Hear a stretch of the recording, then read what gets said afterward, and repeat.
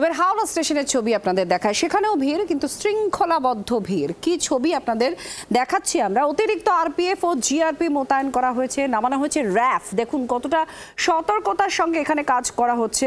Chambal express ছাড়ার আগে ৮ নম্বর প্ল্যাটফর্মে যাত্রীদের ভিড় দেখা যায়। যাত্রীদের সচেতনতায় ঘন ঘন মাইকিং করা হচ্ছে, যাত্রীদের সাহায্য করছে রেল পুলিশ। একেবারে লাইন দিয়ে দাঁড় করানো হচ্ছে।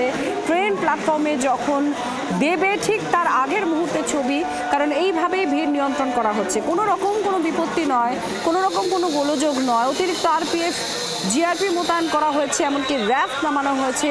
হাওড়া স্টেশনে অত্যন্ত শৃঙ্খলাবদ্ধভাবে ভিড় নিয়ন্ত্রণের ছবি উঠে এসেছে।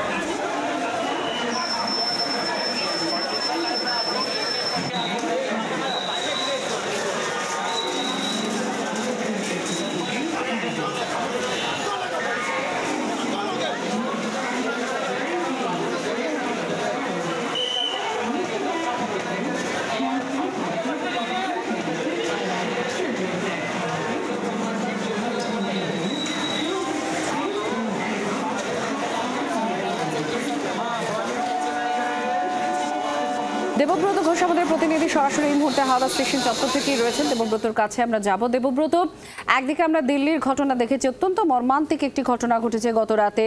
তারপরে আসানসোলের ছবি দেখছিলাম, সেখানেও ব্যাপক হুড়োহুড়ি বেঁধে যায়, যদি অত্যন্ত সতর্কতার সঙ্গে কাজ করেছে রেল। হাওড়া স্টেশনেও দেখা যাচ্ছে শৃঙ্খলাবদ্ধ একটা ভিড় নিয়ন্ত্রণের জন্য অতিরিক্ত ব্যবস্থাপনা নিয়েছে রেল। ঠিক কি ছবি, যাত্রীরা কি বলছেন? মহাকুম্ভে যাবার পথে নিউ দিল্লিতে একটা মর্মান্তিক দুর্ঘটনা ঘটে যায়, অনেকের মৃত্যু হয় সেই ঘটনায়, এবং এই ঘটনায় নড়েচড়ে বসেছে রেল কর্তৃপক্ষ।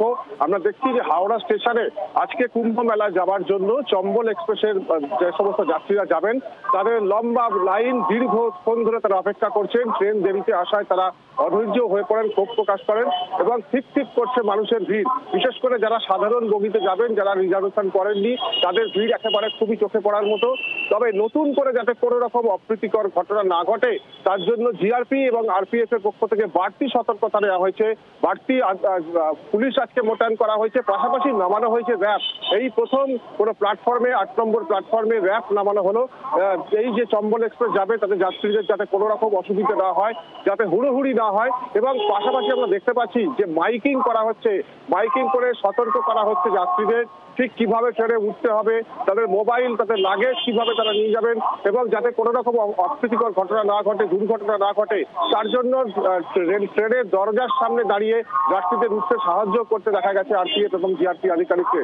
এবং যাতে কোনো রকম অসুবিধে না হয়, তার জন্য সব রকম ব্যবস্থা নেওয়া হয়েছে হাওড়া স্টেশন চত্বরে।